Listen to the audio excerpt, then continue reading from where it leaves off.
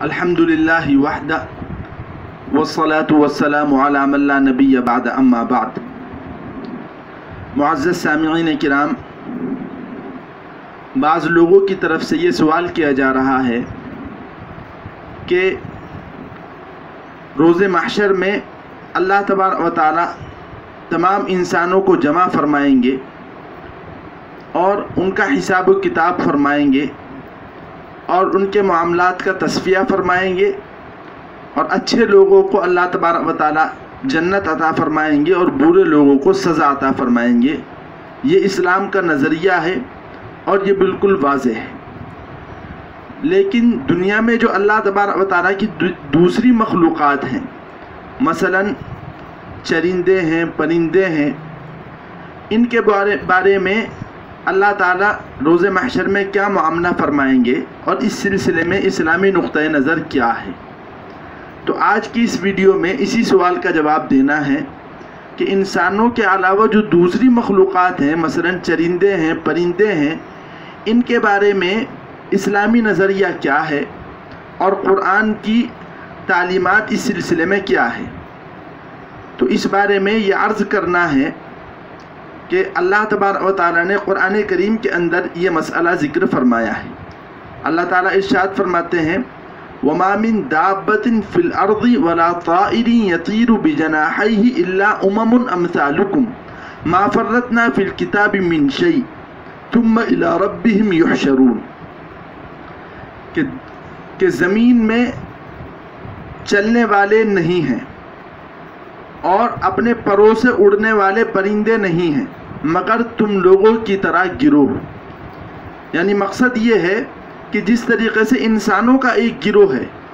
और इस गिरोह के अंदर जिस तरीक़े से मर्द हैं, औरत हैं, बच्चे हैं, बूढ़े हैं, जवान हैं, खूबसूरत हैं, बदसूरत हैं, इसी तरीक़े से और जितने भी चरिंदे हैं, ये जितने भी परिंदे हैं, ये तमाम भी तुम्हारी ही तरह एक गिरोह हैं और इनके अंदर भी बच्चे भी हैं, बूढ़े भी हैं, जवान भी हैं, नर भी हैं, मादा भी हैं, खूबसूरत भी हैं, बदसूरत भी हैं। ये बिल्कुल तुम्हारी तरह एक गिरोह हैं और इन तमाम के तमाम गिरोहों की तादाद को अल्लाह तबारक व तआला ने लौह महफूज में लिख रखा है। मा फर्रतना फिल किताबि मिन शै, हमने किताब में किसी चीज़ को छोड़ा नहीं है, तमाम की तमाम चीज़ों को हमने लिख रखा है। और उन तमाम चीज़ों में से एक चीज़ ये भी है कि कितने गिरोह अल्लाह तबारक व तआला के दुनिया के अंदर हैं। और फिर अपना नुक्ता नज़र और इस्लाम का नुक्ता नज़र अल्लाह तबारक व तआला ने बयान फरमाया, सुम्मा इला रब्बिहिम युहशरून, फिर ये तमाम गिरोह अपने परवरदिगार के सामने जमा किए जाएंगे रोज़े महशर में। क़यामत के दिन अल्लाह तबारक व तआला तमाम के तमाम गिरोह को जमा फरमाएंगे। तो इस जुमले से और इस आयत से ये वाज़ेह हो जाता है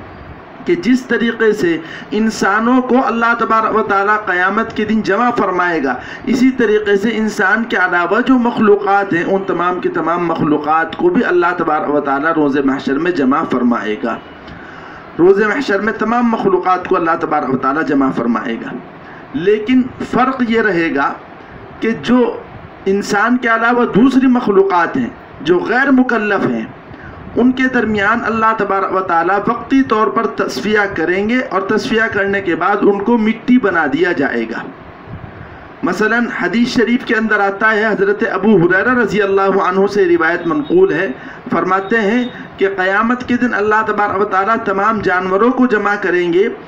हत्ता कि अगर किसी सींग वाले जानवर ने बेसींग वाले जानवर पर जुल्म किया होगा तो अल्लाह तबारक व तआला उसका भी बदला दिलवाएंगे और उनके दरमियान भी तस्फिया करेंगे। और उसके बाद फिर तमाम के तमाम जानवरों को मिट्टी बना देंगे। जब मिट्टी इनको बना दिया जाएगा तो कुफ़ार देखेंगे कि इन जानवरों के साथ तो मामला ये किया गया कि इनको सज़ा दिलवा कर फिर इनको मिट्टी बना दिया गया, तो वो ये तमन्ना करेंगे काश हमारे साथ भी यही मामला किया जाए और हमारा भी फ़ैसला करके जल्द अज जल्द हमें भी मिट्टी बना दिया जाए और दाइमी सज़ा से हमें महरूम कर दिया जाए और दाइमी सज़ा से हमें बचा लिया जाए। कुरान करीम के अंदर अल्लाह ताला ने इसका नक्शा भी बयान किया और कहा, वयक़ूलुल काफ़िरु या लैतनी कुन्तु तुराबा, काफिर कहेगा काश के हमें भी मिट्टी बना दिया जाता। तो ये जो रिवायत मैंने आपको सुनाई है, इमाम हाकिम ने इसको अपने मुस्तदरक के अंदर नकल किया है। اس روایت سے اور اس آیت سے اسلامی نقطہ نظر واضح ہو جاتا ہے کہ قیامت کے دن جس طریقے سے اللہ تبارک و تعالیٰ انسانوں کو جمع فرمائیں گے اور ان کو سزا اور ان کو بدلہ ثواب عطا فرمائیں گے، اسی طریقے سے اللہ تبارک و تعالیٰ دوسری مخلوقات جو ہیں، جو غیر مکلف مخلوقات ہیں، ان کو بھی اللہ تعالیٰ جمع فرمائیں گے۔